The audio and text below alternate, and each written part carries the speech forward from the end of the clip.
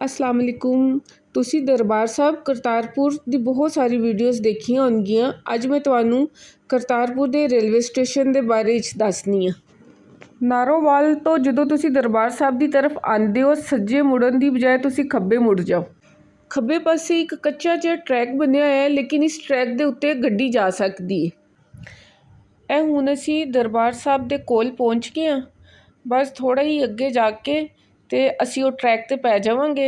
ਇਹ ਟਰੈਕ ਆ ਗਿਆ ਜੇ, ਤੇ ਇਸ ਟਰੈਕ ਤੇ ਹੁਣ ਥੋੜਾ ਅੱਗੇ ਚੱਲ ਕੇ ਤੇ ਅਸੀਂ ਰੇਲਵੇ ਸਟੇਸ਼ਨ ਤੇ ਪਹੁੰਚ ਜਾਵਾਂਗੇ। ਲੇਕਿਨ ਥੋੜਾ ਗੱਡੀ ਅੱਗੇ ਜਾਏਗੀ, ਜਿੱਥੇ ਜ਼ਿਆਦਾ ਟਰੈਕ ਖਰਾਬ ਹੈ ਉੱਥੇ ਅੱਗੇ ਗੱਡੀ ਨਹੀਂ ਜਾ ਸਕੇਗੀ। ਫਿਰ ਅੱਗੇ ਪੈਦਲ ਚੱਲ ਕੇ ਮੈਂ ਤੁਹਾਨੂੰ ਉਹਦਾ ਰੇਲਵੇ ਸਟੇਸ਼ਨ ਦਿਖਾਉਂਦੀ ਹਾਂ। ਹੁਣ ਮੈਂ ਜਾ ਰਹੀ ਹਾਂ ਰੇਲਵੇ ਸਟੇਸ਼ਨ ਦੀ ਸਾਈਡ ਤੇ। ਇਹ ਰੇਲਵੇ ਸਟੇਸ਼ਨ ਜ਼ਮਾਨਾ ਹੋ ਗਿਆ ਹੁਣ ਤੇ ਬੰਦ ਹੋ ਗਿਆ, ਲੇਕਿਨ ਬਹੁਤ ਪਹਿਲੇ ਇੱਥੇ ਬਹੁਤ ਰੌਣਕਾਂ ਸੀ, ਬਹਾਰਾਂ ਸੀ। ਹੁਣ ਤੇ ਵੀਰਾਨ ਪਿਆ ਹੈ। ਵੀਰਾਨ ਵੀ ਨਹੀਂ, ਹੁਣ ਤੇ ਇੱਕ ਖੰਡਰ ਬਣ ਗਿਆ ਹੈ, ਕਿਉਂਕਿ ਹੁਣ ਇੱਕ ਅਰਸੇ ਤੇ ਇੱਥੇ ਗੱਡੀਆਂ ਵੀ ਆਉਣੀਆਂ ਬੰਦ ਹੋ ਗਈਆਂ ਹੋਈਆਂ ਨੇ। ਪਹਿਲੇ ਇਹੀ ਲਾਈਨ ਅੱਗੇ ਇੰਡੀਆ ਤੱਕ ਜਾਂਦੀ ਸੀ, ਲੇਕਿਨ 47 ਤੋਂ ਬਾਅਦ ਇਹ ਟ੍ਰੇਨ ਦਾ ਸਿਲਸਿਲਾ ਵੀ ਖਤਮ ਹੋ ਗਿਆ।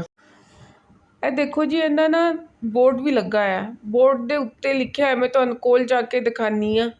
ਇਹ ਬੋਰਡ ਤੇ ਦਰਬਾਰ ਸਾਹਿਬ ਕਰਤਾਰਪੁਰ ਲਿਖਿਆ ਆ। ਬੋਰਡ ਦੀ ਹਾਲਤ ਤੇ ਠੀਕ ਹੈਗੀ ਏ, ਲੱਗਦਾ ਕੋਈ ਨਵਾਂ ਥੋੜਾ ਬਹੁਤਾ ਇਹਨਾਂ ਨੇ ਪੇਂਟ ਕੀਤਾ ਆ।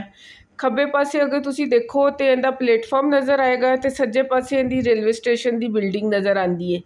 ਮੈਂ ਤੁਹਾਨੂੰ ਅੱਗੇ ਕੋਲ ਜਾ ਕੇ ਦਿਖਾਉਂਦੀ ਹਾਂ ਇਹਦੀ ਬਿਲਡਿੰਗ ਦੀ ਹਾਲਤ ਤੇ ਇਹਦੇ ਪਲੇਟਫਾਰਮ ਦੀ ਹਾਲਤ। ਇਹ ਦੇਖੋ ਜੀ, ਇਹ ਹੁਣ ਖੱਬੇ ਪਾਸੇ ਤੁਸੀਂ ਦੇਖੋ ਇਹ ਪਲੇਟਫਾਰਮ ਜੇ। ਥੋੜਾ ਹੋਰ ਅੱਗੇ ਚੱਲਦੇ ਆ, ਦੇਖੋ ਜੀ ਸੱਜੇ ਪਾਸੇ ਦੀ ਬਿਲਡਿੰਗ ਆ ਗਈ ਜੇ। ਬਿਲਕੁਲ ਖੰਡਰ ਬਣਿਆ ਆ। ਇਹ ਜਗ੍ਹਾ ਦੇਖੋ ਉਜਾੜ ਬਿਆਬਾਨ ਹੈਗੀ ਏ, ਕੋਈ ਇੱਥੇ ਕੋਈ ਹਾਲ ਨਹੀਂ ਹੈਗਾ। ਮੈਂ ਇੱਥੋਂ ਗੁਜ਼ਰ ਰਹੀ ਸਾਂ ਤੇ ਮੈਂ ਕਿਹਾ ਚਲੋ ਤੁਹਾਨੂੰ ਇਹ ਸਟੇਸ਼ਨ ਦਿਖਾਉਂਦੀ ਹਾਂ। ਬਹੁਤ ਸਾਰੇ ਲੋਕ ਐਸੇ ਵੀ ਨੇ ਜਿਹੜੇ ਕਿ ਇਹਦੇ ਬਾਰੇ ਵਿੱਚ ਜਾਣਦੇ ਹੀ ਨਹੀਂ। ਮੈਂ ਵੀ ਇਸ ਬਾਰੇ ਵਿੱਚ ਨਹੀਂ ਜਾਣਦੀ ਸਾਂ, ਮੈਂ ਵੀ ਇੱਥੇ ਪਹਿਲੀ ਦਫਾ ਹੀ ਆਈ ਹਾਂ।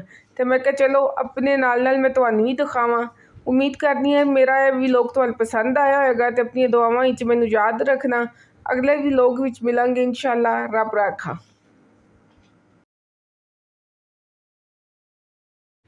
हंसता रहे पंजाब, सदा वसता रहे पंजाब।